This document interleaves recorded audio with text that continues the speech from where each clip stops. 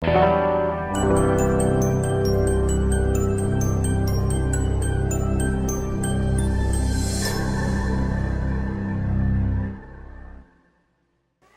aconteceu alguns anos atrás, há 2 anos, nós fomos convidados por uma igreja lá da região da Grande BH, de Betim, para realizarmos ali uma conferência missionária. E nós fomos, e foi bacana e tudo, foi no mês de agosto, e saímos de lá já com uma proposta de no ano seguinte a gente voltar para a conferência missionária que eles iriam fazer. Quando chegou o próximo ano, eles simplesmente cancelaram a conferência. Aí ligaram e falaram: pastor, a gente está ligando que nós cancelamos a conferência missionária. Aí eu fiquei pensando assim: poxa, será que foi tão ruim assim a conferência do ano anterior, né? Que eles até cancelaram. Aí esse coordenador falou um negócio que me chamou muita atenção. Ele falou: pastor, nós decidimos cancelar a conferência missionária. Por quê? Porque nós não fizemos o nosso dever de casa da conferência anterior.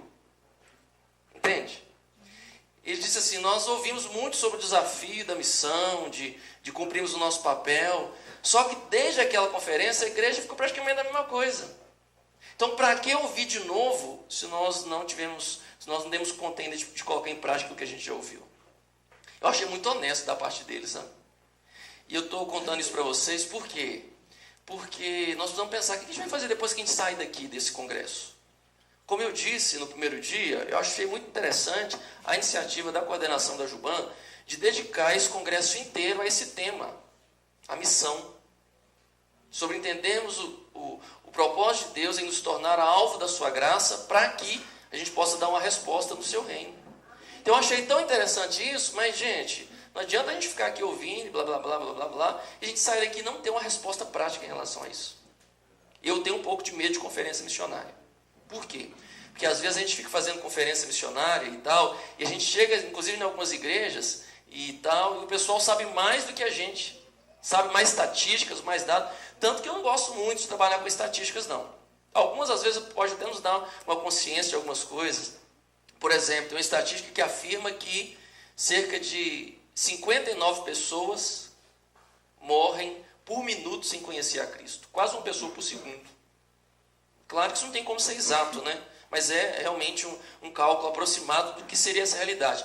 Quase uma pessoa por segundo morre sem Jesus. Então vamos contar para a gente ter uma noção? Agora, vamos lá. 1, 2, 3, 4. Significa que agora mais de 5 pessoas já devem ter ido para o inferno. Né? Se morreu sem Cristo, sem conhecer Cristo. É estatística, é uma realidade. Só que eu acho que só conhecer estatística não nos desperta de verdade. Às vezes pode até nos emocionar. Nossa, sim, quanta pessoa morrendo e para o inferno. Mas eu acho que se a gente não tiver consciência mesmo da palavra de Deus que nos mostra o nosso papel, a gente vai só ficar emocionados e não convencidos o suficientes a dar uma resposta. Por isso eu disse que conferência missionária às vezes é complicado, porque a gente chega em alguns lugares, as pessoas sabem mais estatísticas do que a gente. E a gente fica ouvindo muito sobre o perdido, né? Sobre o perdido, a gente sabe muito sobre o perdido, onde que ele está, as partes do mundo onde tem países não alcançados, isso, aquilo, a gente sabe muito sobre o perdido. A gente fala muito sobre o perdido e fala pouco ao perdido. Eu espero que hoje, agora de manhã, a gente possa pensar um pouco assim: e aí, terminou aqui a conferência, como que vai ser segunda-feira?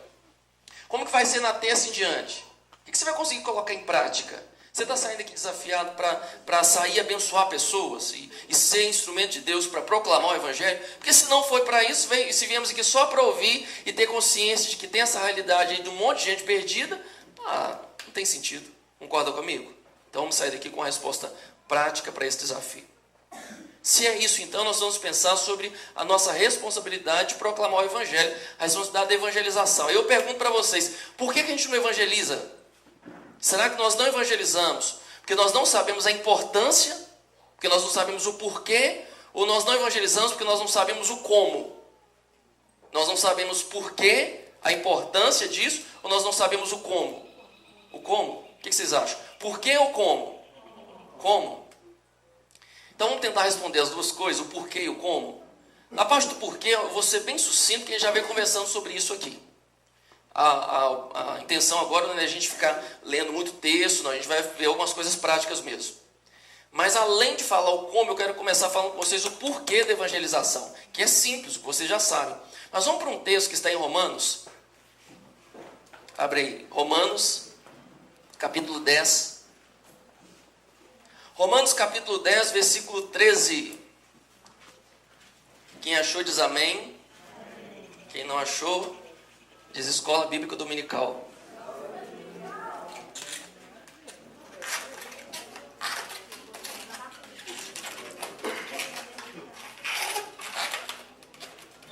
Pagar minha dívida. Insensibilidade. Ontem a criança ficou esperando um balão. Eu fiquei tão intertido com as crianças grandes que eu esqueci da criança pequena.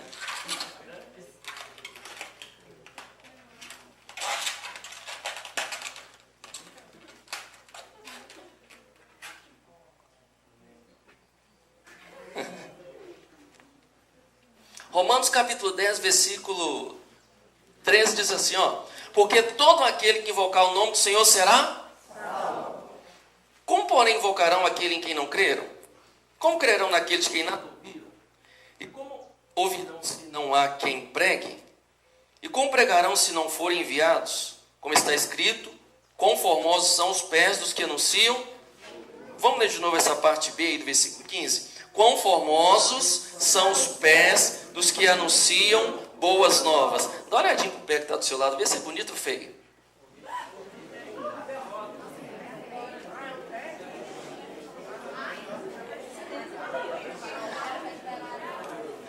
Tem gente falando que o tênis é bonito. O pé que está dentro do tênis não é lá grandes coisa não. Pois é, ó. É simples, gente. Para as pessoas poderem crer em Jesus, elas precisam ouvir sobre Jesus. Como invocarão aqueles em quem não creram? E como crerão naqueles que nada ouviram? Como ouvirão se não há quem pregue? Como pregarão se não forem enviados? Quão formosos são os pés dos que anunciam as boas novas. Esse texto é interessante porque fala sobre essa importância de anunciar o Evangelho. Evangelho significa o quê? Quem sabe? Evangelho significa boas notícias, boas novas, né? Evangelho é boas notícias. E como que as notícias no tempo antigo elas eram anunciadas? Tinha Facebook, tinha internet, tinha correio, né? Tinha alguém que anunciava. Normalmente era assim. Tinha alguém responsável por levar as notícias. Como aconteceu com os filhos de Eli, Ofni e Finéias, quando foram lá guerrear contra os filisteus. O que aconteceu? Eles perderam a guerra porque eram coração duro, faziam um monte de coisa errada, estavam em pecado, Deus destruiu, a arca de Deus foi tomada. E aí saiu alguém lá do campo de batalha e veio correndo, chegou em Siló para quê? Para contar as notícias. Quando eles entraram, ou quando entrou esse homem correndo na cidade para contar, Eli estava sentado na cadeira, olhou de longe e falou assim, já vem alguém ali, ele deve trazer novas. Eram notícias que ninguém sabia, só não eram boas, eram notícias ruins. A notícia era tão ruim que quando eles contaram o que tinha acontecido, quando contou da tragédia que os filhos de Eli, Ofni e Finéias tinham morrido e que a arca do Senhor tinha sido tomada, o que aconteceu? Eli caiu para trás, quebrou o pescoço, morreu na hora. A nora de Eli estava grávida, deu à luz na hora também, de tanto susto. A notícia ruim, às vezes marca, né? Ainda tem esse ditado que afirma que notícia ruim corre rápido. A notícia ruim veio realmente correndo rápido. Entrou e foi aquele alvoroço. Foi uma tragédia. Já tinha acontecido uma tragédia. Do mesmo jeito que uma notícia ruim marca, gente, uma notícia boa também marca. E o Evangelho é uma notícia? Sim ou não? Notícia boa demais da conta. Por que a notícia do Evangelho é boa? Porque traz salvação. Porque a notícia do Evangelho, presta atenção. Sei que é difícil, né? Essa hora da manhã, você queria estar lá na sua cama. Não na cama aqui do acampamento, lá na cama da sua casa. Sei que você está acumulando sono aí de uns 3 dias, mas vamos lá. A notícia do Evangelho é boa porque nos traz uma esperança. A humanidade estava toda numa situação muito difícil, muito terrível por causa do pecado. Mas a notícia de que Jesus Cristo venceu por nós. Normalmente as notícias vinham do campo de batalha. Saía alguém do campo de batalha anunciando. Outra situação que saía também, esse que noticiava, é quando um rei assumiu o trono. Saía alguém contando, há um novo rei no trono. Assumia e ele saía contando então essa notícia. O Evangelho é uma boa notícia, sabe por quê? Porque nós temos algo muito importante para contar para as pessoas, que Jesus Cristo venceu a guerra por nós. Nós precisamos contar para as pessoas que Jesus Cristo, Ele rasgou o escrito de dívida que era contra nós. Ele na cruz expôs os nossos inimigos publicamente, Ele triunfou sobre todos eles. Há um novo rei no trono, nós vamos contar para as pessoas que tem esperança para elas.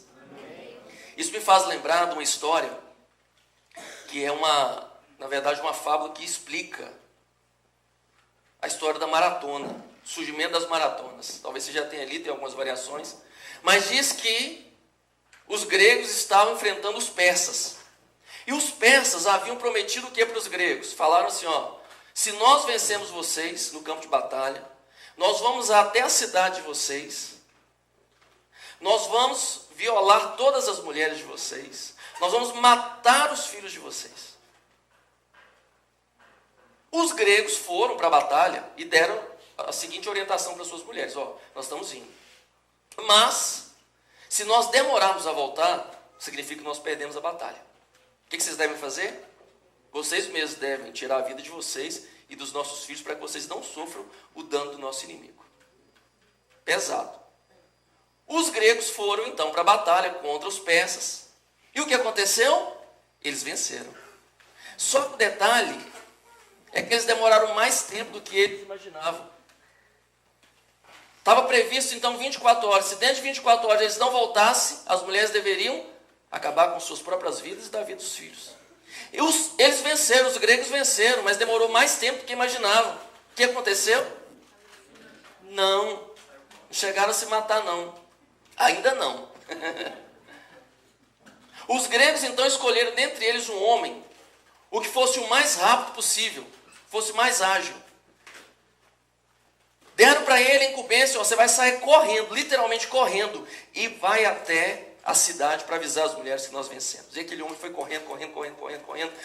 Quando ele chegou lá na cidade, as mulheres ainda estavam vivas, e ele só conseguiu dizer, nós vencemos, e caiu morto de tanto cansaço. Mas a cidade inteira foi poupada.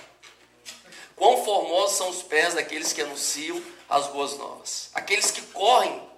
Quão formosos são os pés daqueles que saem para anunciar. Significa que nós temos uma responsabilidade muito grande de contar para o mundo perdido que Jesus Cristo venceu, que não há mais condenação sobre nós, que há esperança. E se nós não fizermos isso, o mundo vai perecer. Se nós não fizermos isso, o mundo vai ser impactado pelo mal, pelo pecado. Mas sobre as nossas vidas está a graça do Senhor e nós precisamos anunciar essa graça. Faz sentido para você do porquê que nós precisamos? Sim ou não? Se não, vou contar só mais uma, que também é uma lenda. Diz que Jesus Cristo, quando chegou lá no céu, depois da sua ascensão, ele foi recebido pelo anjo Gabriel.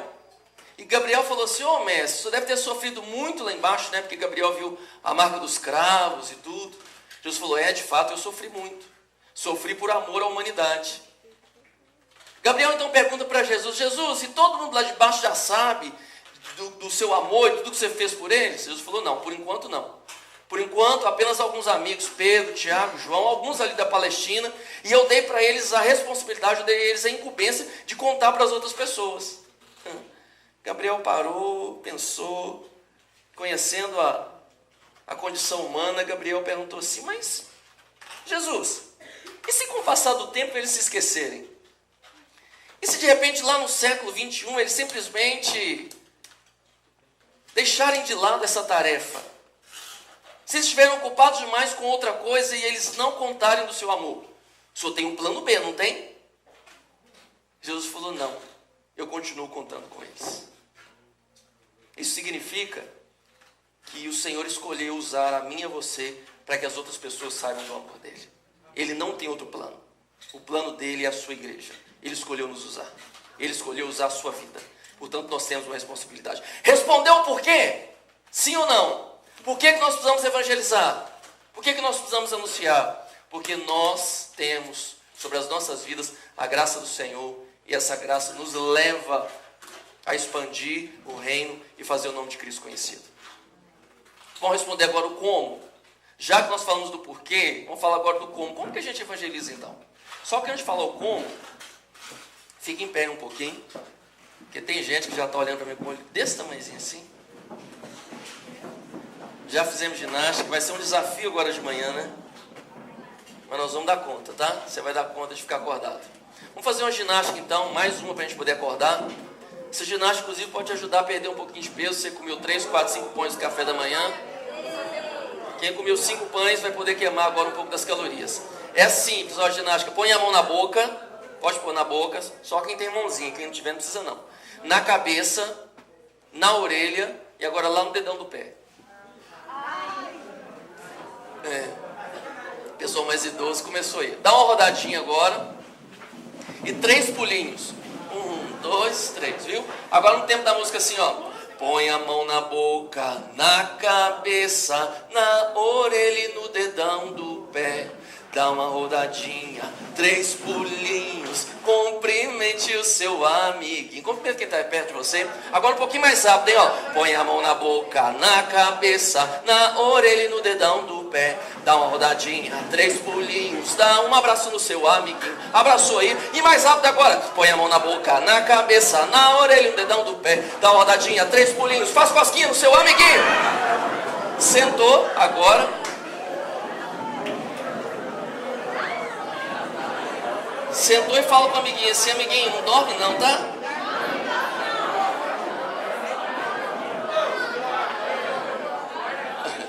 Ok, amiguinhos? Silêncio. Então vamos tentar não dormir. Muito bem. Tenta aí segurar mais um pouquinho, não dorme não.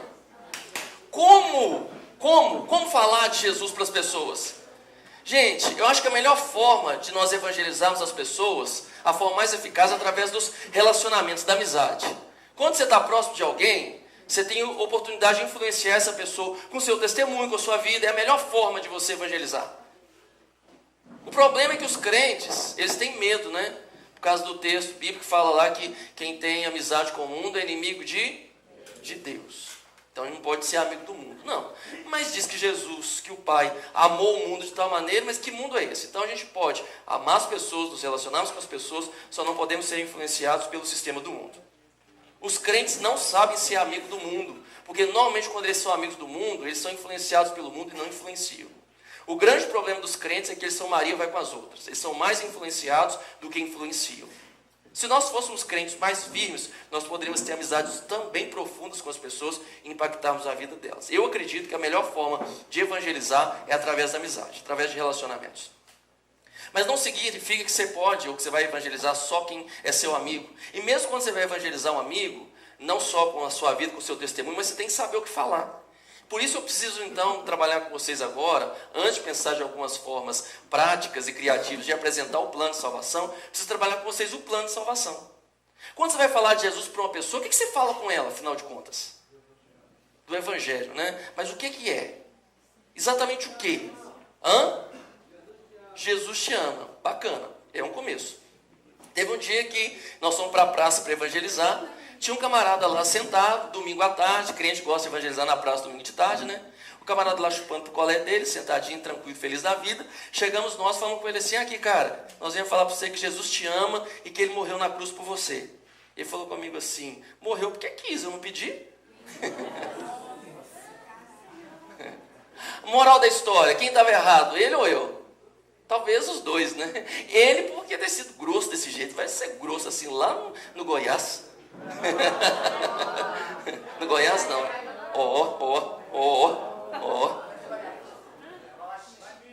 Lá em Minas. Pois bem, ele estava um pouquinho errado, mas mais errado estava eu. Por quê, gente? Falar para as pessoas que Jesus ama é bacana. Faz parte da mensagem, mas não é toda a mensagem. Falar que Jesus ama e que ele morreu na cruz, falar que Jesus ama e morreu na cruz por nós, Jesus morreu por você. A consciência do cara pensa assim, mas morreu por mim porque eu nem tinha nascido, não sabe o que eu tenho a ver com isso? Eu não pedi para ele morrer, ele não está errado. Significa que quando a gente fala assim, você precisa aceitar Jesus, fala para a pessoa, você precisa aceitar Jesus, às vezes é o mesmo que você fala com a pessoa, você precisa tomar um remédio, sem que a pessoa saiba que está doente. Eu tomar remédio para quê? Nem estou doente. Então, para a pessoa entender a necessidade que ele tem de Cristo, ele tem que entender a condição dele. Portanto, vamos lá no plano de salvação, coloca aí para a gente. Eu quero trabalhar com vocês o plano de salvação em 4 pontos, bem rapidinho, tá? 4 pontos do plano de salvação. O primeiro deles é o amor. Vai para o próximo slide. Amor. Fala comigo, amor. Primeiro ponto do plano de salvação, amor. Significa que as pessoas precisam entender o amor de Deus pela vida delas. É o que a gente está trabalhando aqui desde o início do congresso. Precisamos que as pessoas entendam a respeito do amor. E isso é bacana demais. Porque às vezes a gente vai falar para as pessoas que Jesus, assim, ele ama e qualquer coisa do tipo, e que nós precisamos de Jesus. A gente fala assim, você precisa aceitar Jesus porque você foi feito para o louvor e para a glória de Deus. Não sei vocês, mas ouvir isso dá uma ideia assim, que parece que a gente foi criado para ficar o tempo todo bajulando Deus, dizendo, santo, santo. Não parece que é um Deus mal resolvido, que criou a gente para poder falar as coisas para Ele? Não é? Tem gente que não gosta. O não crente, quando ouve isso, fala, mas que história é essa? Esse Deus me criou e eu sou obrigado a ficar agora falando as coisas para Ele? Fomos criados para a glória de Deus, sim, mas não significa necessariamente ficar só elogiando Deus. E mesmo assim, a ideia de elogiar tem a ver com a nossa vida para com Deus. E não porque Deus precisa de elogio. Deus não é uma pessoa mal resolvida. Ele já estava muito bem lá, Pai, Filho, Espírito Santo. Deus não nos criou porque Ele estivesse sentindo sozinho. Deus nos criou para quê, gente? O que Deus queria de nós? O que nós temos que Deus não tem? Ele falou assim, eu vou criar a humanidade, porque eu preciso disso que a humanidade tem ou não tem. O que Deus precisava de nós? Nada. Então Deus não nos criou para tirar algo de nós. Ele tirou para nos dar. Pense em Deus, então, como uma pessoa muito rica. Rica. E não tinha para quem deixar essa herança. E era um desperdício toda a riqueza de Deus, tudo que Ele é, ficar com Ele mesmo. Sabe o que Ele fez, então? Criou o homem para partilhar com o homem daquilo que Ele é. Então, Deus não nos criou para tirar nada de nós. Deus nos criou para quê? Para nos dar o seu amor. Para partilhar conosco o seu amor. O propósito de Deus, o plano de Deus ter criado o homem por causa do seu amor. Teve um dia que eu fui para o hospital, tinha lá um camarada, deitado numa cama, numa maca, e nós falamos com ele, Jesus te ama, Jesus te ama. Ele falou, se amasse eu não estaria aqui, já amputei uma perna e vou amputar outra. A ideia das pessoas é que Deus não ama porque elas sofrem. Só que o sofrimento no mundo, gente, tem a ver com o quê? Com o pecado, que é o segundo ponto do plano de salvação. O primeiro ponto é o amor. Gente, mas se Deus sabia que o homem ia pecar, que Deus sabia, não sabia? Ele não sabe todas as coisas? Por que Deus deu ao homem então o tal do bendito livre-arbítrio? Né? Se não tivesse dado essa liberdade para o homem não teria pecado. Mas é fácil entender a ideia de Deus. Uma menina solteira aí para nos ajudar. Você, solteira? Casada? Namorado? Não tem. Seu nome? Camila. Falou assim, tão vergonhoso, humildezinho. Camila. Gente, Camila solteira. Não pode namorar aqui no congresso, mas pode trocar os contatos, tá? Maravilha. Camila, ajuda a gente aqui no negócio. Imaginemos, Camila, se você pudesse criar um homem perfeito. Perfeito. Sei lá o que seria perfeito para você. Tipo, bonito como Reinaldo Gianecchini, não? Quem? Johnny Depp? Sério? Tá bom. Gosto é gosto, né? Gosto é igual um bico, não tem um. Tá bom. Além de bonito, o cara é rico. Rico igual Bill Gates, sei lá. O cara é bacana. Esse cara, além de bonito, rico, corta um dedão do pé. Outra coisa que esse cara gosta de fazer, gosta de ir pro shopping ver vitrine. Sei não, né? Não. Menos. Tá bom, esse cara assim é tudo de bom do jeito que você queria, entendeu? Bacana o cara, bonito, rico, cheiroso, sei lá o que mais. Você criou esse cara. Você criou esse cara, é pra você. Responde pra mim com sinceridade. Você daria a ele a oportunidade de se interessar por outras mulheres também ou só por você? Só por ela, claro, gente. Toda mulher honesta responderia isso, né? Só por ela. Só que responde para mim uma coisa, não precisa responder não, vamos só pensar então junto dela agora. Imaginemos você lá, num determinado momento, passado o tempo, pensasse assim, peraí, será que esse cara está comigo porque ele me ama mesmo ou por falta de opção? Não é? Não viria uma crise assim? Até porque mulher tem essas crises, né? Mulher tem tanta crise que a mulher quer saber o que a gente está pensando. A minha esposa, de vez em quando, eu estou lá em casa assim, do nada, e ela fala comigo assim, o que você está pensando? Não estou pensando em nada, mas o que é? Mulher quer entrar na cabeça da gente, né? Aí imaginemos essa mulher nessa crise, então, lá na frente, mas peraí, será que Será que Ele está comigo porque me ama mesmo ou porque não tem opção? Então Deus, quando nos criou, Ele não nos criou para a gente ser robô e ficar com Ele por obrigação. Deus nos criou para que nós pudéssemos escolher a obediência e nos relacionarmos com Ele. Por isso que Deus, então, nos fez, nos escolheu e nos deu a oportunidade, então, de termos também essa escolha e livre-arbítrio. Primeira verdade, então, sobre o plano de salvação é o amor. Segundo ponto do plano de salvação, pecado. Eu não gosto muito dessa palavra, né? Pecado. Pecado. Pecado é errar o alvo. Vamos pensar aqui, então, em Deus. Vem cá, meu amigo, fica de pé aqui. Então está aqui Deus. Deus criou o homem e a mulher. Criou Adão e Eva. Vem cá, Adão. Vem cá, cadê a Eva? Vem cá, Camila. É Camila? Vem cá, Camila. É?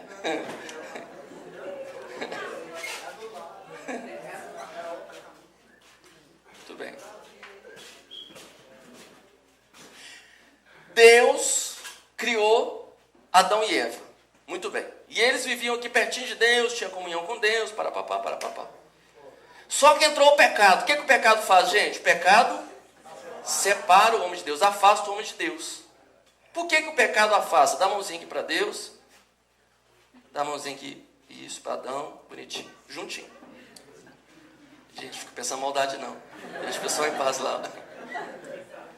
A palavra de Deus diz lá em Romanos 3:23 que todos pecaram e carecem da glória de Deus. Eu gosto mais dessa versão, porque tem a versão todos pecaram e destituídos estão na glória de Deus. Que destituídos, tem gente que nem sabe o que é destituídos, né?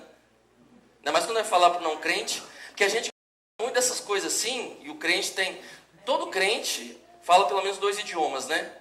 O português e o evangeliquez.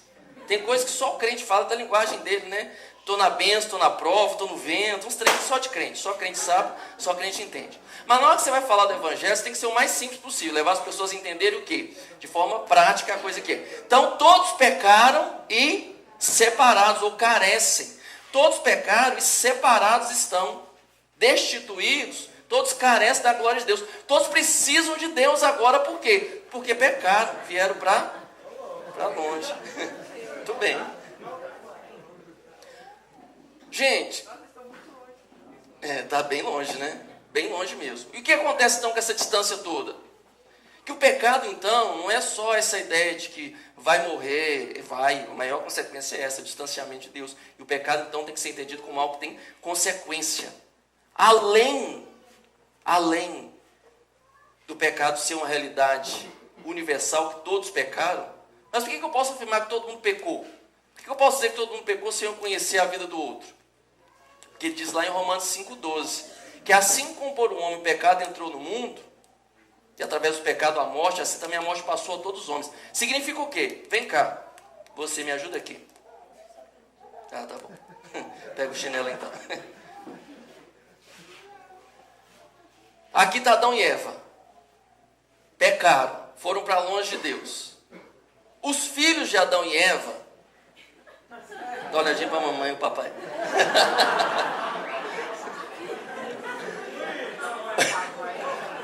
Os filhos de Adão e Eva, responde para mim, vão nascer aonde? Perto de Deus ou longe de Deus? Longe de Deus. Então vai ficar aqui. Fica aqui perto da mamãe. Pecado tem consequência.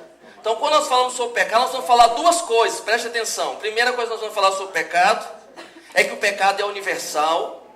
Por que é universal? Todo mundo pecou. Todo mundo que nasceu depois, nasceu o quê? Distante de Deus. Recebeu isso como herança. É a condição para todo homem.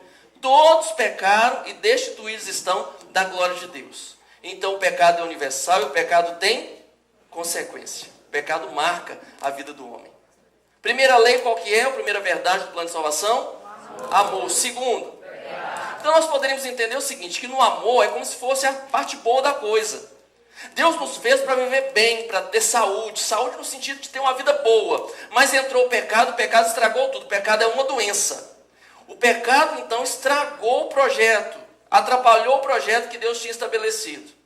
Deus nos ama, mas o pecado atrapalhou isso. Acabou por aí? A situação ficou do jeito que estava? Não, teve uma solução. Qual que é o remédio?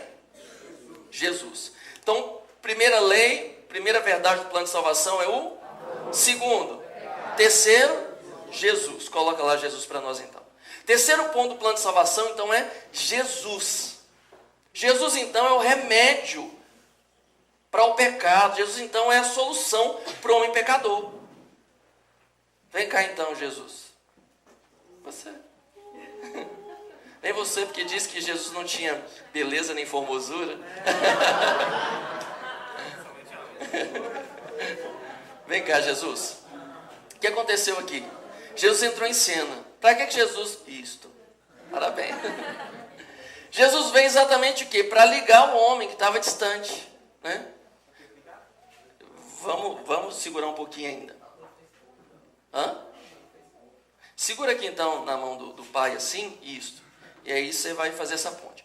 Tem uma história que eu gosto que ilustra bem essa situação do homem. Ilustra bem essa realidade do homem pecador. E também da graça de Jesus. Essa história é bem parecida com a história do filho pródigo. Diz que certo dia, um homem muito rico, tinha 2 filhos. Um desses filhos pediu a sua parte da herança e falou: pai, quero a parte da minha herança, quero ir para o mundão aí e tal. E foi, e começou a gastar tudo e tal. Bem parecido com a história do filho pródigo. Ele foi para o mundo, gastou tudo que ele tinha. E na hora que ele gastou, ele continuou gastando mais, fazendo dívida. Ele ficou tão endividado que ele foi preso. Esse camarada foi preso, o que acontece? Ele foi condenado à morte por causa da sua dívida. O pai desse camarada nunca se esqueceu dele. E o filho mais velho sempre viu lá o pai querendo reencontrá-lo e tudo. Esse irmão mais velho então falou o seguinte: pai, eu vou atrás do meu irmão para você. O irmão mais velho saiu pelo mundão procurando o irmão e chegou exatamente naquela cidade onde o irmão estava sendo julgado. Estava lá ele em praça pública. E o juiz estava lá então declarando a sentença, dizendo: olha, esse camarada aqui, ele ficou endividado e agora ele vai ter que morrer por causa da sua dívida. Mesmo que alguém quisesse vir agora com dinheiro e pagar a dívida dele, não tem jeito mais. A única forma dele não morrer é se alguém quiser trocar de lugar com ele. Ninguém vai querer fazer isso, né? Do meio da multidão, então, alguém vai levantar a mão. Fala: eu quero trocar de lugar com ele. Quem que era? O irmão dele mais velho. Quando o irmão mais novo viu o irmão, ele ficou feliz, eles se abraçaram, choraram. O irmão mais velho falou: eu vou trocar de lugar e vou morrer no seu lugar. Ele falou: mas você não pode fazer isso, que a dívida é minha. Foi eu que cometi o erro. O irmão mais velho falou: não, eu vou morrer por você, eu vou morrer no seu lugar, para que você possa voltar para casa, porque meu pai, ele sente saudade de você.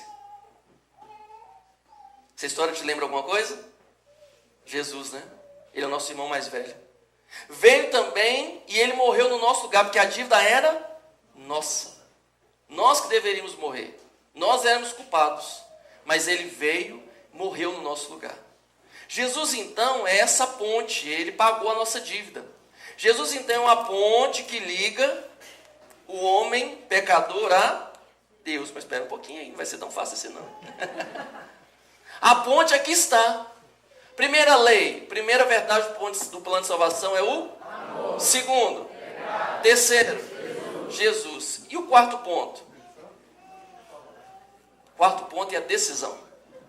Fala comigo: decisão. Decisão. Coloca lá, tá lá. Decisão por quê? Imaginemos nessa história que eu acabei de contar. Estava lá o irmão trocando de lugar com outro irmão e falou: eu vou morrer aqui no seu lugar para você poder voltar para a casa do meu pai. Mas me responde uma coisa: será que esse irmão mais novo, que teve essa segunda chance, será que ele voltou para casa? Isso vai depender da decisão dele, né? Tomara que ele tenha voltado para valorizar o quê? O sacrifício que o irmão dele fez por ele. Na vida do homem também nós precisamos o quê? Entender o sacrifício de Jesus e tomar uma decisão. Quando nós tomamos decisão, nós então estamos... Pega na mão aí. Nós estamos o quê? De novo, tendo esse reencontro com Deus. Jesus, então, é essa ponte que nos liga a Deus. É a oportunidade que nós temos de nos achegarmos a Ele e de termos de novo relacionamento com Deus. Primeiro ponto do plano de salvação é o amor. Segundo, terceiro, o quarto, decisão. Vamos pensar, palmas para os atores, muito obrigado, pode voltar para o lugar.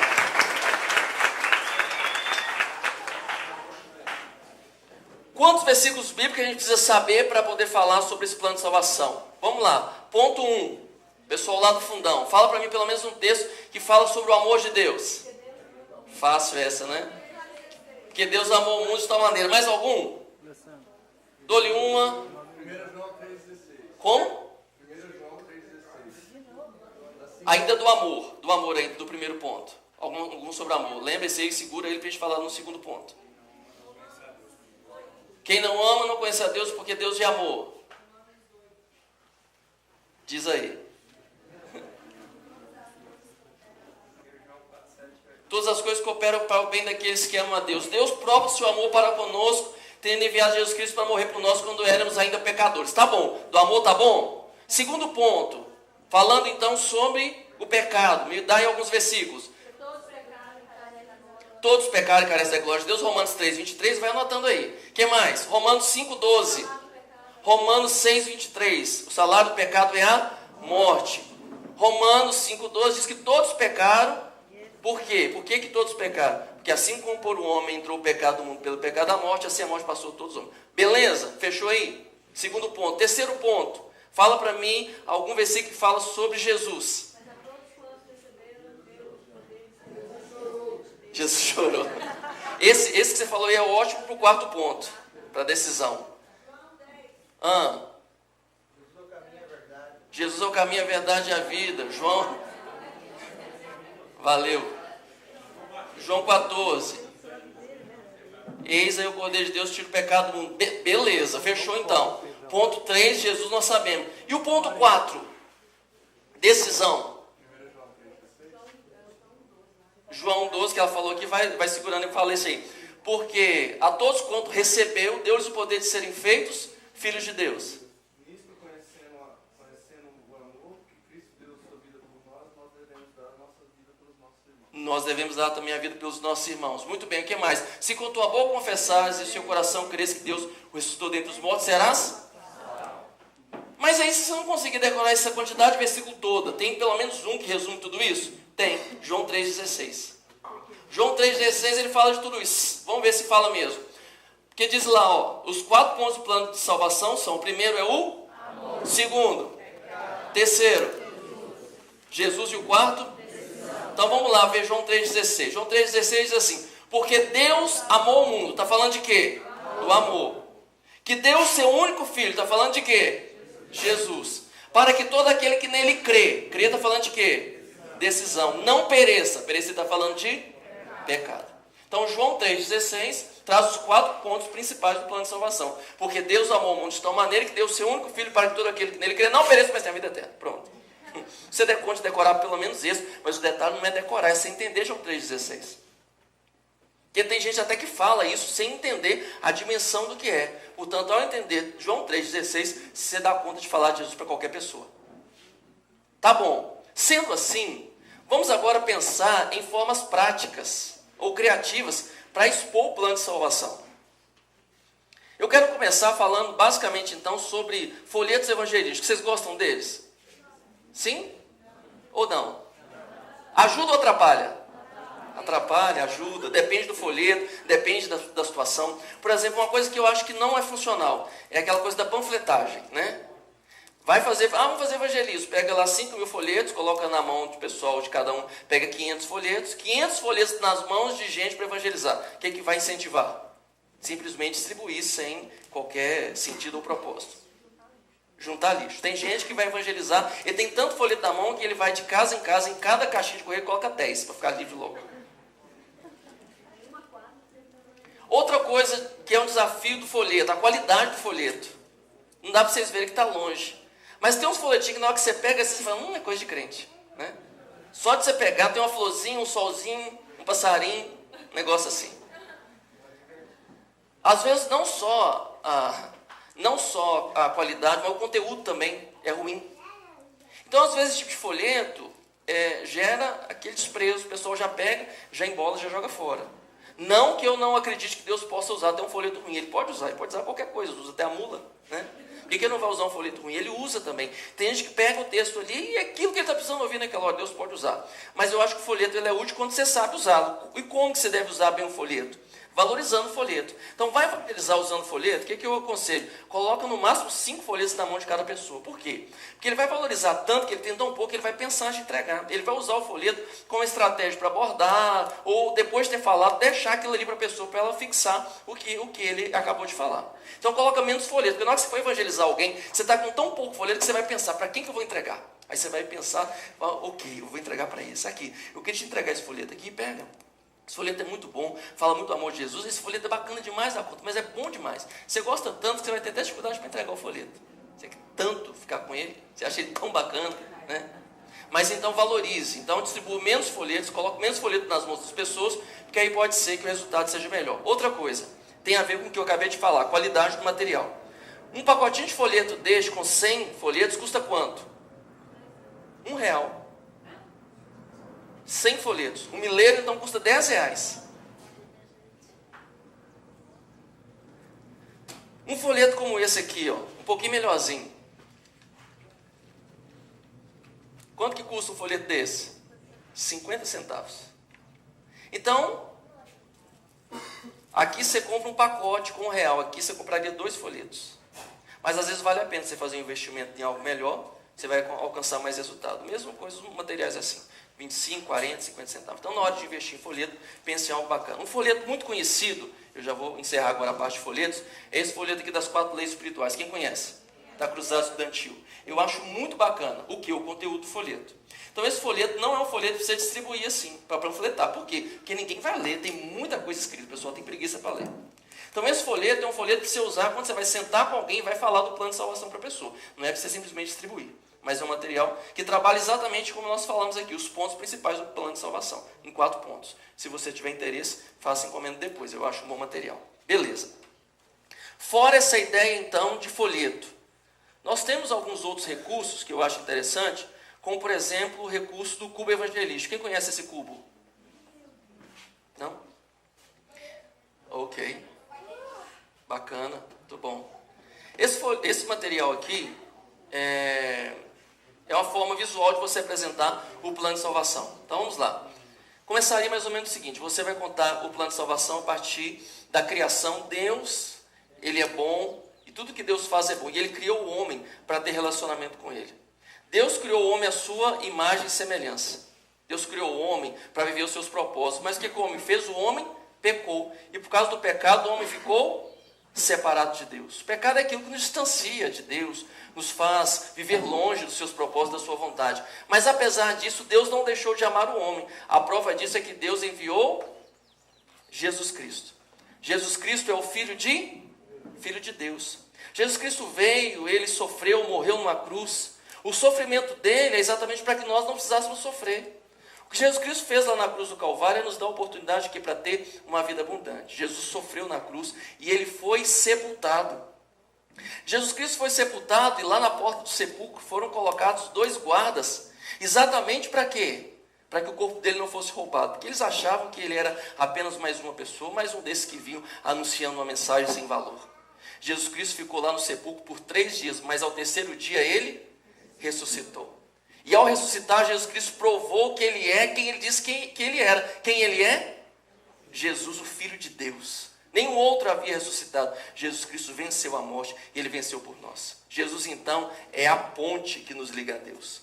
A cruz de Cristo é a oportunidade de nós nos chegarmos de novo a Deus. Nós que estávamos distantes podemos agora percorrer esse caminho. Jesus Cristo falou a respeito dele mesmo. Ele falou: eu sou o caminho, a verdade e a vida. Ninguém vem ao Pai a não ser por mim. Jesus é o caminho para nós nos chegarmos a Deus. O que nós vamos fazer então? Nós vamos aceitar o amor de Deus.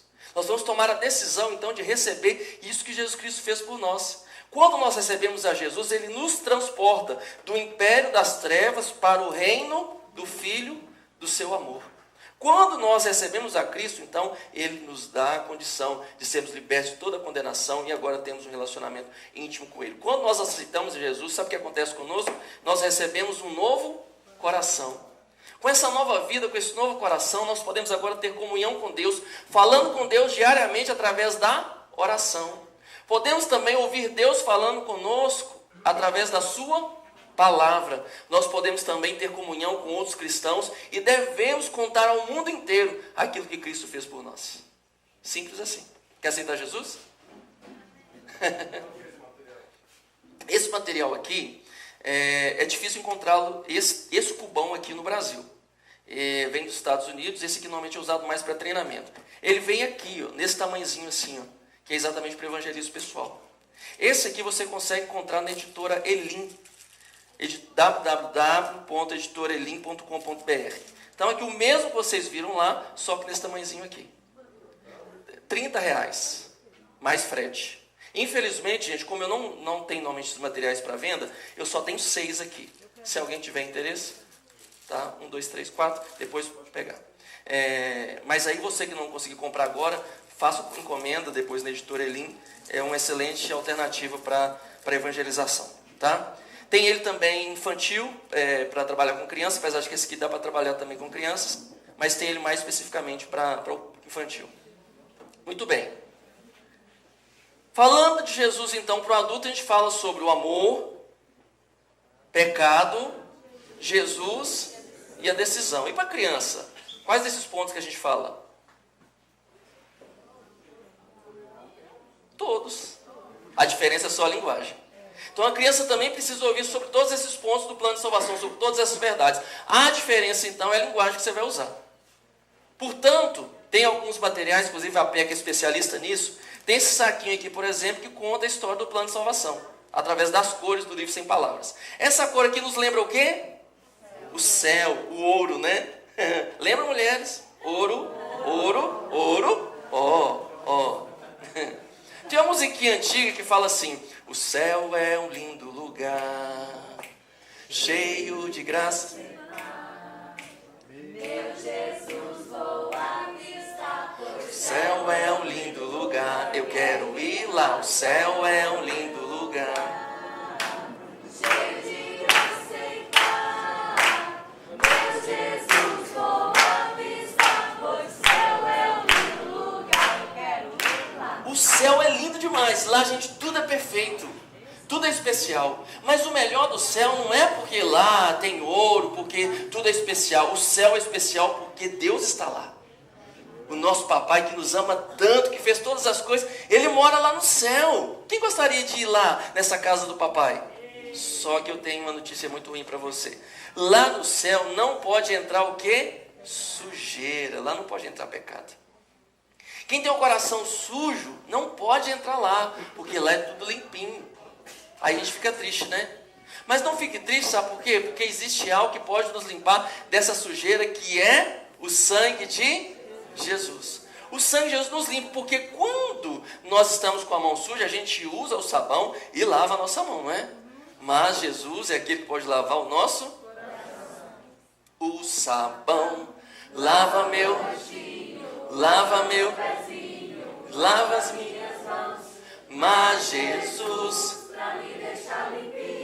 quer lavar meu coração. E quando mal faz uma manchinha, eu sei muito bem quem pode me limpar. Quem é? É Jesus. Eu não escondo nada, tudo ele pode apagar. Quando Jesus então lava o nosso coração com o sangue dele, o nosso coração fica assim, ó, branquinho, branquinho, alvo como a neve. Quem aqui já viu neve? Nem frio vocês têm, né, aqui no Goiás? Nem frio vocês conhecem? Quanto mais neve, né? Tá. Significa então que quando nós temos o nosso coração lavado por Jesus, o nosso coração... E o coração de quem conhece Jesus é totalmente diferente, sabia? Não é um coração triste, não é um coração, sabe, assustado, mas é um coração feliz e sorridente. Faz assim o coração comigo assim, quem consegue? Tudo bem?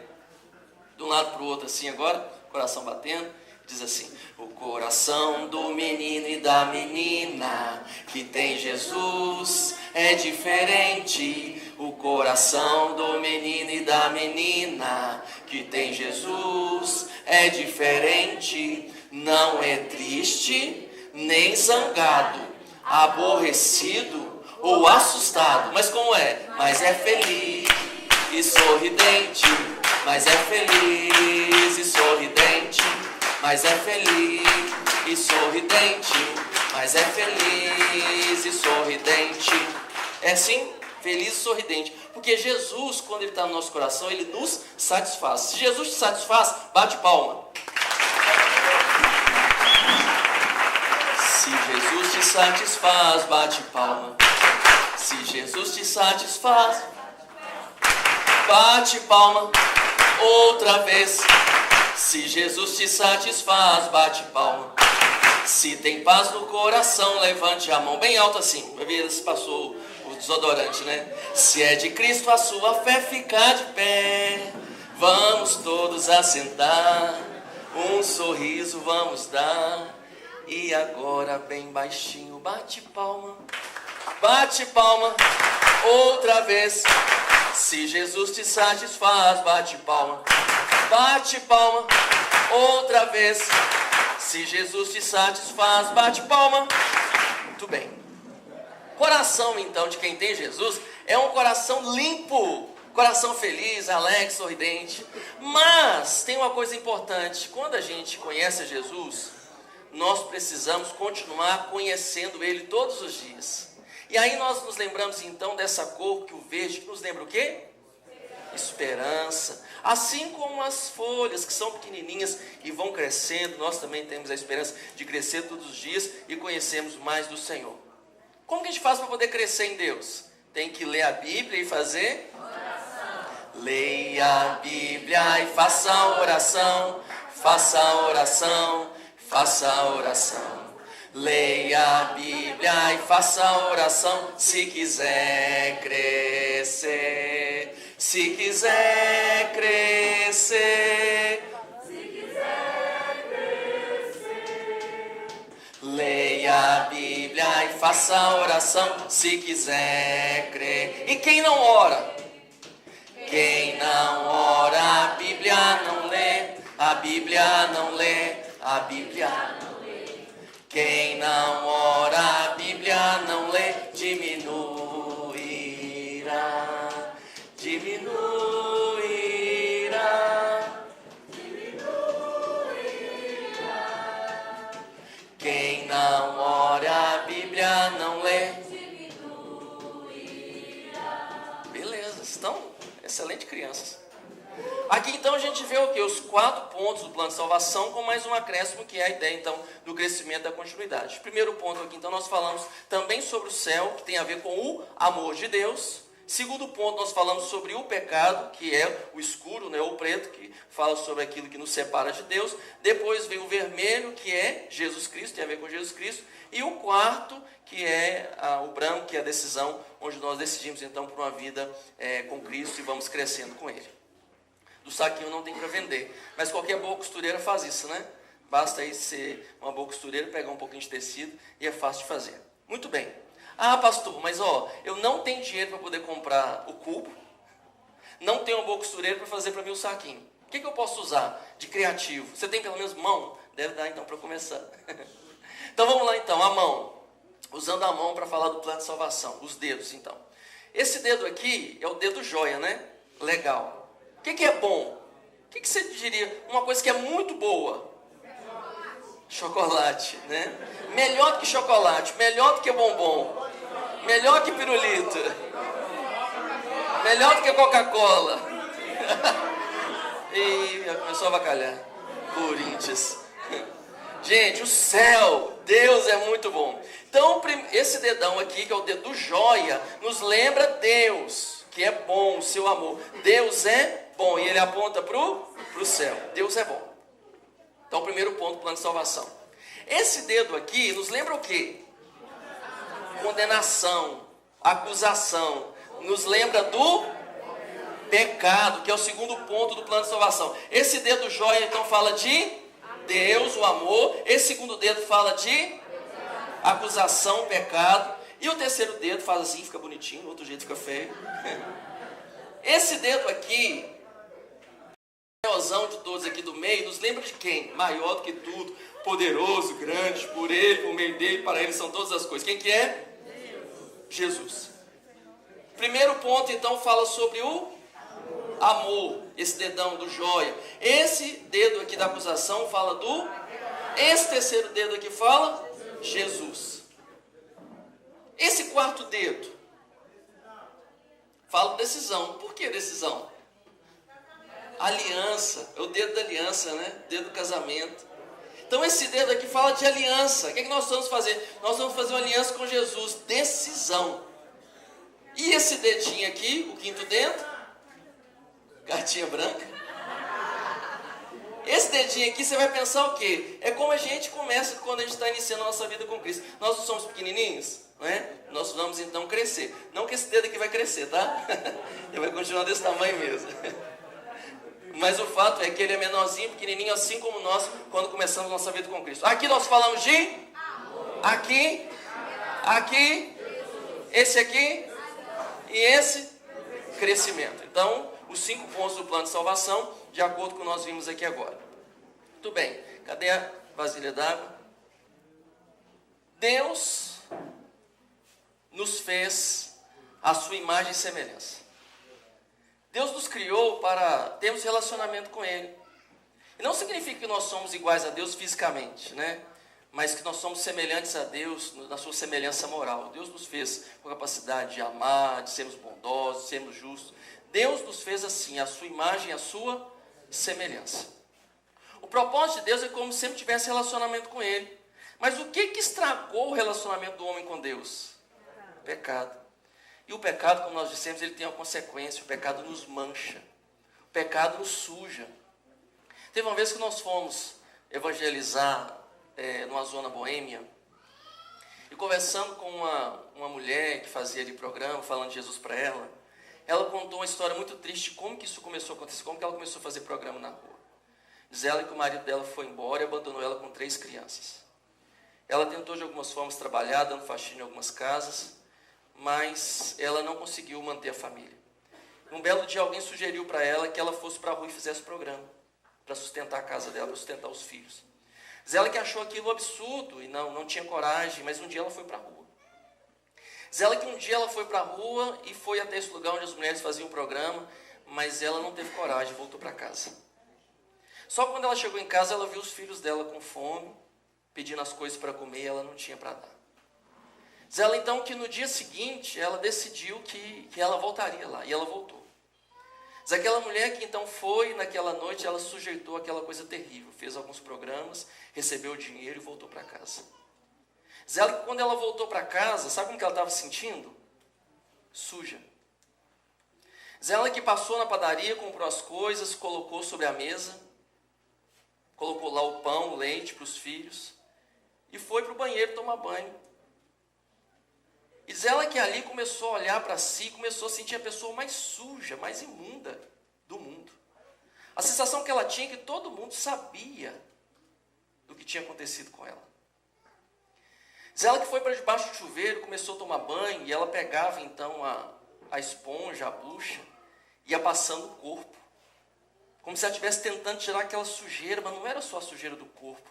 Ela estava sentindo como se estivesse suja na alma. O pecado, sabe o que ele faz? Ele nos suja. O pecado nos marca. O pecado faz com que a gente se distancie de Deus e a gente perde a nossa semelhança com Deus. O pecado, ele escraviza as pessoas a ponto das pessoas se sentirem assim, envergonhadas. Quantas pessoas, mesmo que ninguém saiba do pecado delas, o pecado que ela esconde, ela se sente assim envergonhada pelo que faz. Mas a boa notícia é que Jesus Cristo, ele é a solução. Jesus Cristo é o remédio. A palavra de Deus diz que Deus amou o mundo de tal maneira que ele se entregou por nós. Ele derramou do amor dele sobre as nossas vidas para que o nosso pecado fosse perdoado. Jesus nos lavou. O sangue dele nos purificou e nos tornou de novo alvos, limpos, brancos. Para aquele que está em Cristo, não há mais nenhuma condenação. As coisas velhas já passaram, esse tudo se fez novo. Ele nos lavou com seu sangue. O amor dele nos lava. E sabe o que acontece? Aquele que está em Cristo agora tem uma nova vida, mesmo que o pecado tente agora te sujar. Sabe o que acontece? O sangue de Jesus é poderoso, sempre para nos perdoar e nos purificar de toda maldade e iniquidade. O sangue de Jesus é poderoso sobre as nossas vidas. Amém? Esse aqui é simples, né? Então, você vai usar 2 copos, um deles somente água, que representa o homem. No outro copo, você vai usar água e água sanitária, ou que boa, né, que vocês falam aqui. Então, água e que boa. Aqui, você tem iodo, que você compra em qualquer farmácia, né? O iodo, então, se você colocá-lo na água, o que ele vai fazer? Ele vai manchar a água, vai sujar, vai colorir. Mas o iodo, com água sanitária, ele perde a sua coloração. Então, ao jogar aqui água sanitária, que é a água, né, que representa Deus com a água sanitária, o que acontece? Eu tenho, então, a transformação, né, que Jesus Cristo faz por nós, nos limpando, nos lavando. Isso aqui dá para você usar em alguma dinâmica, de repente você está fazendo uma reunião de grupo, você vai falar sobre o Evangelho, e uma alternativa também para apresentar Jesus. Vamos encerrar aqui agora com perguntas. Então eu quero dar a oportunidade de vocês para fazer perguntas, para que a gente possa tentar ver alguma coisa e tudo. Aí você escrever essa carta, fazer ela de forma bem bonita e entregar na casa da pessoa sem que ela saiba. Não escreve no remetente, só se quiser escrever remetente Jesus. E deixa lá na porta. Eu já fiz isso algumas vezes. Bacana. E percebi o quanto que eu nunca tinha visto a pessoa, né? Aí quando eu vi ela saindo com a Bíblia. Não sei para onde ela ia, mas acredito que foi para uma igreja. Eu acredito também nessa possibilidade. Tem algumas pessoas que talvez até, não só por timidez, mas pela questão de estratégia mesmo, vai usar recursos diferentes daquilo que está à sua disposição. Quando eu era adolescente, segura para mim, de repente alguém mais vai perguntar. Quando eu era adolescente, eu tinha muita vontade de falar de Jesus, mas eu morri de vergonha. Não tinha coragem de falar para ninguém. E aí o que eu fazia? Eu escrevia cartas, na época ainda usava o mimeógrafo. Eu não sou tão velho assim não, tá, gente? Mas usava ainda o mimeógrafo, né? E aí eu escrevia no extenso, mimeografava as cartas, ia para os meus vizinhos de noite e colocava na caixinha de correio deles. Eu acho que eles, até hoje ninguém sabe que era eu que fazia isso. Mas eu não tinha coragem de falar com eles diretamente. Mas as cartas anônimas que eu entregava eram sementes que eu estava lançando ali para poder as pessoas poderem chegar até Cristo. Estratégias, isso tem muito a ver assim, com aquilo que você tem de habilidade. Não dá para falar assim, isso aqui é uma fórmula mágica que funciona para todo mundo. Mas você tem que ter coragem para arriscar alguma coisa. Quando eu fazia seminário, lá em Belo Horizonte, eu gastava mais ou menos assim, uma hora todos os dias de ônibus do bairro até o centro, que eu era office boy e fazia o serviço de banco de seminário. Eu ficava pensando, gente, que perca de tempo, né? Ficar aqui tanto tempo sentado no ônibus, sem fazer nada. Eu falei, eu vou começar a falar de Jesus para as pessoas. Eu não conhecia o Cubo na época. Se eu conhecesse, era uma boa forma de falar para as pessoas, aqui você conhece o Cubo? Deixa eu te contar essa história através do Cubo. Mas eu ficava pensando formas de quê? De me aproximar das pessoas. Porque o grande desafio que a gente tem, às vezes a gente até sabe um pouco sobre o plano de salvação, mas é a barreira que nós enfrentamos na hora de nos aproximarmos de alguém para falar, principalmente um desconhecido. A sensação que a gente tem é que aquela pessoa vai resistir. Na grande verdade, na grande maioria das vezes, elas se abrem. Mas essa barreira do primeiro contato que a gente tem, né, de sair da nossa zona de conforto e entrar na zona de conforto do outro, às vezes é uma dificuldade. Aí no ônibus entrei e tinha lá uma senhora, e eu sentei do lado dela no ônibus e falei, vou puxar a conversa. E a gente estava indo para o centro da cidade. Falei, senhora, nesse ônibus aqui que a gente está indo, esse ônibus vai para a cidade tal? E eu sabia que não ia, porque a cidade estava na outra direção. Aí ela falou comigo, não, meu filho, vai não. Falei, senhora, tem certeza? Ela falou, tem. Falei, mas se esse ônibus ir direto, assim, lá na frente, ele não chega na tal cidade. E aí ela falou, não, se você quiser ir, você tem que descer aqui e pegar um outro ônibus para outra direção. Aí estava ali tudo que eu precisava para falar de Jesus.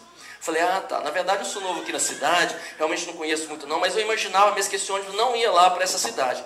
Mas eu estou usando isso para falar para a senhora de algo muito importante. Sabia que tem gente que acha que todos os caminhos levam a Deus? Aí ela falou, Falei, mas sabia que não é? Para chegarmos a Deus, nós temos que fazer igual a senhora falou, nós temos que descer e mudar de direção. Só existe um caminho, só existe uma direção que leva a Deus. Só um exemplo aí, né? Teve também uma situação no shopping. Saímos com alguns amigos para evangelizar no shopping. E aí estávamos lá conversando, tinha uma moça sozinha, cuidado com isso, né? Que você pode gerar um problema muito grande.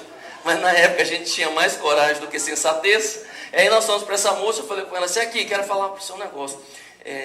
Eu vim aqui a pedido de um amigo meu amigo está interessado em você. Ela falou, Falou, meu amigo, na verdade, esse camarada te ama demais da conta. Ela falou, que história é essa? Quem é esse cara? Falou, é o seguinte, ele é amigo, ele te conhece demais. Mas ele tá onde? Ele tá aqui? Falou, ele tá aqui, tá ali, tá por aqui. Tá por aqui. Falou, mas quem que é esse cara? Falou, eu só posso dizer para você que ele conhece a sua vida inteira e ele te ama demais da conta. Ela começou a ficar assustada, eu falei, logo, quem que é? Eu falei, não, esse meu amigo é Jesus. Aí ela ficou assim por um momento, depois relaxou e a gente começou a falar e deu tudo certo. No final das contas, eu pude falar de Jesus para ela. Tem que ter coragem, gente. Uma vez dentro do ônibus, eu estava ali pensando sobre essa questão de evangelizar e tudo. Entrou um menino, desse menino que entra dentro de ônibus, vendendo bala. Aí ele entrou com aquele discurso, eu estou aqui para vender minha bala, podia estar matando, roubando, não sei o quê. E aí, mas eu estou aqui, estavam vendendo. Aí eu falei, gente, fiquei pensando, que coragem desse menino, né? Se eu tivesse a metade da coragem dele, né? Para falar de Jesus. Mal fechei, não, eu não cheguei a falar, não, eu só pensei. Foi oração só no pensamento. Eu mal terminei de pensar, meu coração começou a arder. Começou a viver um negócio, o banco começou a ficar quente, começou a esquentar. E de repente, na hora que eu vi, eu já estava em pé lá na roleta.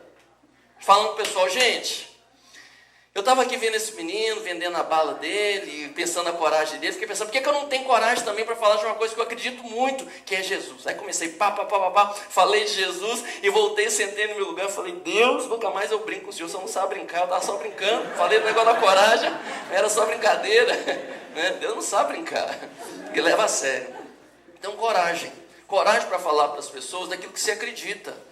Às vezes nós somos muito tímidos em relação a isso. Não temos essa coragem. Como eu disse, eu acho que a melhor forma de você evangelizar é através da amizade, conhecendo pessoas e deixando que as pessoas sejam influenciadas pela sua vida e você falando de Jesus para elas. Mas você pode e deve falar para os desconhecidos também. Jesus falava, presta atenção, ó, Jesus falava para os seus discípulos, que eram os amigos, ele ensinou a eles, mas ele falou para os desconhecidos. A mulher samaritana ali junto ao poço, sentou, começou a bater um papo com ela, começou a falar de coisas comuns, de água, estou com sede, não sei o quê. Daí a pouco ele estava falando de quê? Da água da vida. Então a gente precisa ter estratégia, precisamos ter coragem para vencer as barreiras. Pergunta? Dou-lhe uma lá atrás.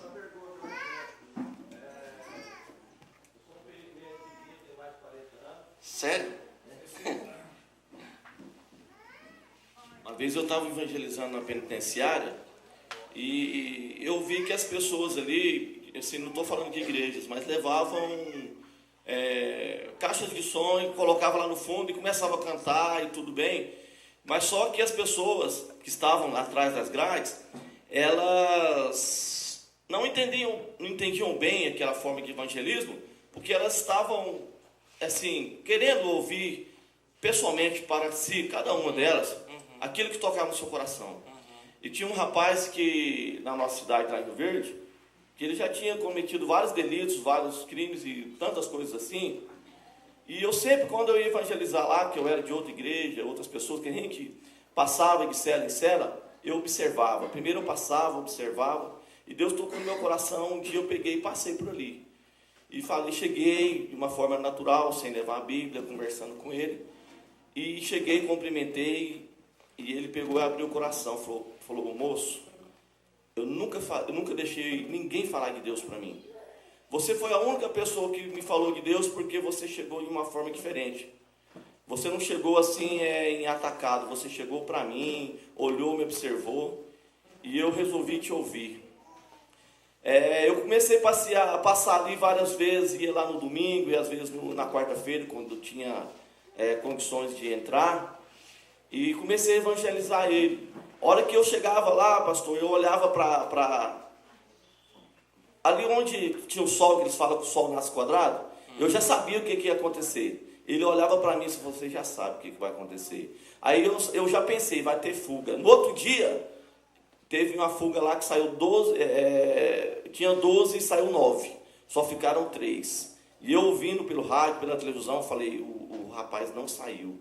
E justamente aquele moço que eu comecei a falar de Jesus, que nunca tinha mais de 40 anos, ele estava idético, né? E ele não saiu dali. 3 pessoas ficaram só, e o resto tudo saíram, porque cavaram um buraco, saíram, ele não saiu, puseram fogo. E eles só tiraram ele dali com uma semana antes, mandaram ele para casa, porque ele estava em fase terminal. Mas ele conheceu Jesus, batizou, Amém. antes de morrer. E esta forma de evangelizar é maravilhosa, porque às vezes você pensa assim que você não pode ser usado por Deus para falar com uma pessoa dessa forma, mas se você buscar em Deus uma forma de evangelizar individualmente, alguém que às vezes você pensa assim, esse aqui eu nunca vou evangelizar ele, mas use o seu exemplo, se for preciso, use as palavras também. Claro. E uma questão importante é nós termos interesse sincero pelas pessoas. Uma forma de nós ganharmos as pessoas é nos interessando por elas mesmas sinceramente. E isso faz com que as pessoas se abram para essa possibilidade de ouvir mesmo a palavra de Deus. Uma vez estávamos num trabalho evangelístico no hospital, e ali nós estávamos fazendo o trabalho de quarto em quarto, trabalho individual, depois a gente vinha para o culto coletivo, e ali no culto coletivo tinha uma senhora bem no cantinho, assim, encostada na parede, e na hora eu olhei para aquela senhora e falei com a minha esposa assim, vai lá e dá um abraço nela. Minha esposa não falou nada, foi só chegou lá do lado e abraçou aquela senhora. E assim que abraçou, aquela senhora começou a chorar muito, e ela chorou muito, muito, muito, durante muito tempo. Evangelizar é prestarmos os nossos braços para Deus, para abraçarmos, às vezes, literalmente as pessoas. É começando, às vezes, estando presente no momento de necessidade, que as portas podem se abrir para falarmos do Evangelho e da verdade do Senhor. Pergunta lá atrás, aqui, lá, aqui primeiro, depois lá.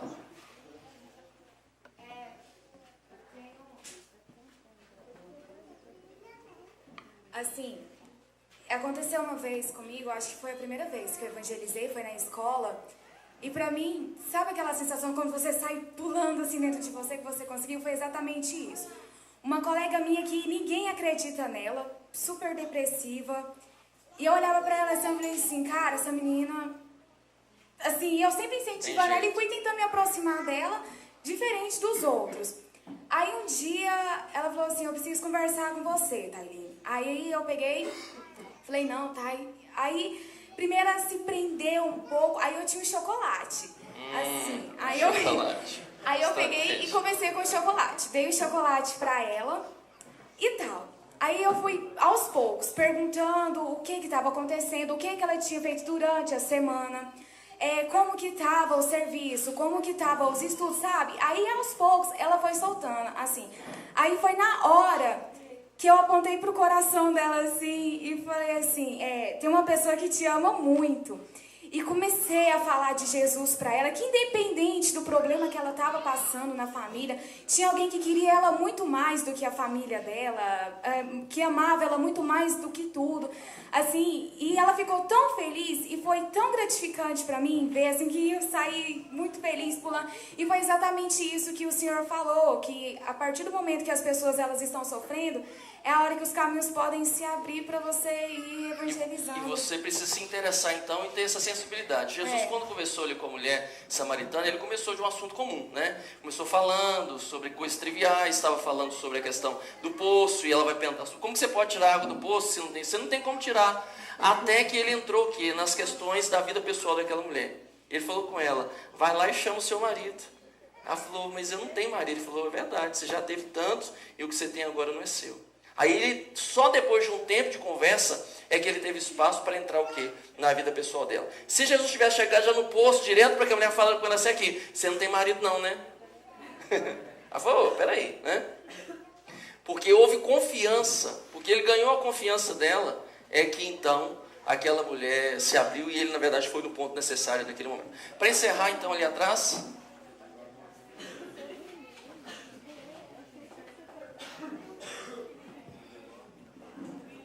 Bem, em minha questão é porque eu tenho uma família, a parte da minha mãe, ela é maioria católica.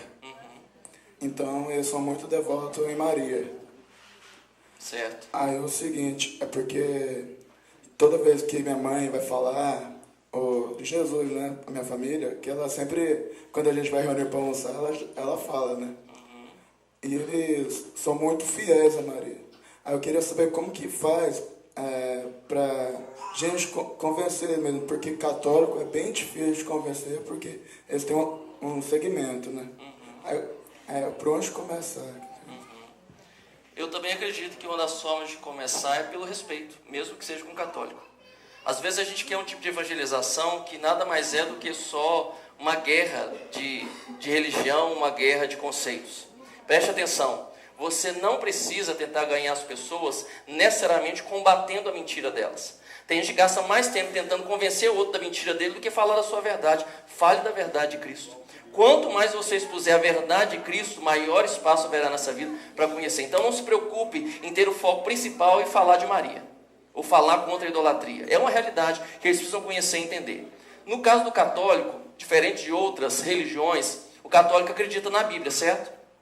Sim. Então é importante que todas as vezes que você for falar, ou quando você tiver a oportunidade de expor a palavra de Deus para o católico com base na Bíblia, faz sentido, porque ele acredita na Bíblia. E uma coisa importante é dar ele a oportunidade, inclusive, de ler na própria Bíblia dele. Porque quando você fala da Bíblia, ele fala, não, isso é na Bíblia dos crentes. Na Bíblia dos crentes que fala assim. Então, sempre possível, leve o católico a ler, inclusive na própria Bíblia dele. Algumas pessoas, como eu disse, eu acho que a questão principal não é só esse confronto, mas ao falar da questão da idolatria, leve a pessoa a ler textos, dê a ela sugestões de passagem, para que ela possa ler na própria Bíblia dela. Às vezes, sem falar, a própria leitura vai fazer com que algumas resistências vá se quebrando. Então, eu acho que, respondendo a sua pergunta, tem muitas questões que envolvem aí no trabalho da evangelização dos católicos, mas eu queria destacar esses dois pontos principais. Respeito. Começar, principalmente, sempre ressaltando a figura de Cristo. Eu não assisti, mas ouvi um comentário aí que há poucos dias parece que o padre Fábio de Mello, numa entrevista, falou sobre a questão do equívoco dos católicos em relação a dar mais valor a Maria e a tantos outros, senão Cristo. Voltando ao Cristo. Então o caminho é isso, gente, evidenciar Cristo e o seu poder de salvação. Mais importante do que atacar a mentira é você ressaltar a sua verdade. E Cristo é a verdade. Comece por este caminho. Se for necessário falar, e quando oportuno falar dessas questões, fale dando ao católico a oportunidade de ler na sua própria Bíblia a respeito disso. Isso realmente é um ponto de convencimento. Amém? Gente, vamos encerrar, porque já deu o prazo, vocês precisam retornar, mas o objetivo agora de manhã é que nós trabalhássemos algo mais assim. Uma capacitação, leve isso. Ah, mas acabou agora, depois que você falou, encerrou, já não estou lembrando de mais nada, tá bom. Lembre pelo menos que o plano de salvação é mais do que falar só que Jesus ama. Jesus ama é uma verdade, mas tem uma verdade mais completa que as pessoas precisam ouvir para serem impactadas por Cristo. Deixa o Senhor usar através do seu testemunho, daquilo que você tem, que você seja instrumento poderoso das mãos do Senhor. Amém? Vamos orar encerrando a minha palavra e eu vou devolver para alguém que eu não sei para quem que é, né? Não? Então encerrou mesmo geral. Encerrou aqui, encerrou geral. Oremos. Graças te damos, Deus, por tua misericórdia. Te louvamos porque o Senhor é um Deus bom, que nos ama e tem abençoado as nossas vidas. Senhor, o que nós queremos é, através de tudo que temos recebido do Senhor, levar da água aos que estão sedentos. Às vezes, apesar da timidez, das limitações, sabemos que o Senhor pode nos usar, não precisamos de muito.